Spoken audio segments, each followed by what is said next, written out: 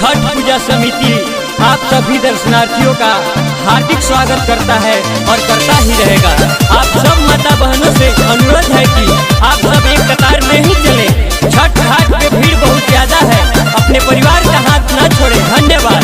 Hello hello जी बोली का कहतनी लेके दौड़ाऊ साथे अइले हो, अचके में ऊ कहाँ गइले हो, पता चलल ना भीड़ बाटे भारी। बोलो में मोरा अइले ससुरारी, बेच के बुआरी पारी। छठ करे अइले ससुरारी, बेच के बुआरी पारी।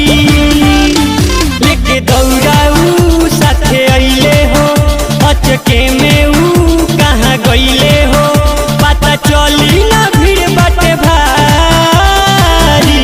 बोलो में मोरा अइले ससुरारी, बेच के बुआरी पारी। छठ करे अइले ससुरारी, बेच के बुआरी पारी। ठीक है, आप उनका नंबर बोलिए, हम फोन लगाते हैं। वो जहाँ कहीं भी होंगे छठ पूजा समिति के पास चले आएंगे। हवे पढ़ल लिखल न तनिको, की नाम पता बतलई है। पिया बारे सफा बकलोले, घाट कैसे पता लगई है। हवे पढ़ल लिखल न तनिको, की नाम पता बतलई है। पिया बारे सफा बकलोले, घाट कैसे पता लगई है। संघलाई के कहीं भूल भारी। बोलो में मोरा अइले ससुरारी, बेच के बुआरी पारी। छठ करे अइले ससुरारी, बेच के बुआरी पारी। अच्छा, आप घबराइए मत, आप उनका नाम बताइए, हम अनाउंस कर देते हैं। वो जहाँ कहीं भी होंगे छठ पूजा समिति के पास चले आएंगे। देहिया के रंग बाटे गोरा, मोचिया के पानी थोड़ा थोड़ा।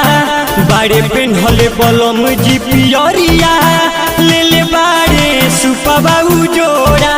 अच्छा, वो दिखते कैसे हैं? देहिया के रंग बाटे गोरा, मोचिया के पानी थोड़ा थोड़ा। बाड़े पेन्हले बलम जी पियरिया, ले ले बाड़े सुपबाऊ जोड़ा। लइका रोवेला पापा के पुकारी। बोलो में मोरा अइले ससुरारी, बेच के बुआरी पारी। छठ करे अइले ससुरारी, बेच के बुआरी पारी। हेलो राजगिरी जी, अगर मेरी आवाज आपके कानों तक पहुंच रही है तो कृपया छठ पूजा समिति के पास जल्द से जल्द आने का कष्ट करें।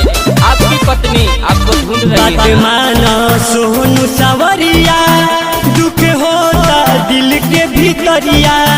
संगे के कराय और घदियाई, प्रेम हो खल जाता भोरहरिया।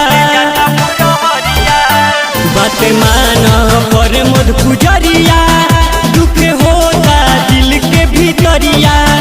संगे के कराय और घदियाई, रामलाल हो खल जाता भोरहरिया। राजगिरी सैया बारे या नारी। बोलो में मोरा अइले ससुरारी, बेच के बुआरी पारी। छठ करे अइले ससुरारी, बेच के बुआरी पारी। लेके दौड़ाऊ साथे अइले हो, अचके में ऊ कहाँ गइले हो, पता चली ना भीड़ बाटे भारी। बोलो में मोरा अइले ससुरारी, बेच के बुआरी पारी। सजन मोरा अइले ससुरारी,